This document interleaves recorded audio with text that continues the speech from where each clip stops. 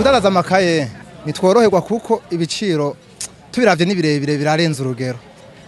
Nkuko unyurabe kuri ikaye ya Sanfey aha inye n'imiburiburi yaba yagurwa nk'amajana indwi no ziba zigurwa neza gusumba. Ariko zimaze kuduga zikaja ku majana 9 nkuko unye tasha no kwigusha wisase nkani avyo bituma amakaye batayagura neza. Ariko y'amakaye azimbutse amakaye acagurwa neza. Rero igituma ngahanye amakaye azimba biva kuri abarangura baziranguza ku makarato.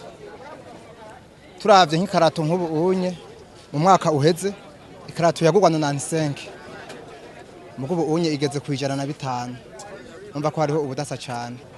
Byanje mu myaka iheze urudandazo rw'amakaye uye navuga yuko rusanzwe ruzimbye cyane kuko aho turangurira ibiciro byaradoze gusumba mu myaka iheze ko mu myaka iheze ibiciro byari hasi cyane mugubu byaradoze kubera ko ibiciro byadoze abakiriya iyo baje bo bagoma bibaza yuko ibiciro bikiri nka kumwe kwa kera bakagomba kugura kumwe kwa kera natwe bidakunda kuko twasha duhomba ku buryo rero nuje akabaza agasanga igiciro cyaradoze aca abiheba hama akagenda akavuga ngo ngiye kurondera ngo nzogaruka kugira ngo ibiciro biduge gushaka ku mahara amajana 9 ku ikaye ya Sanfey biva n'ukuntu ikarato irangurwa ko ikarato twara turangura mu mwaka uheze ibihumbi 92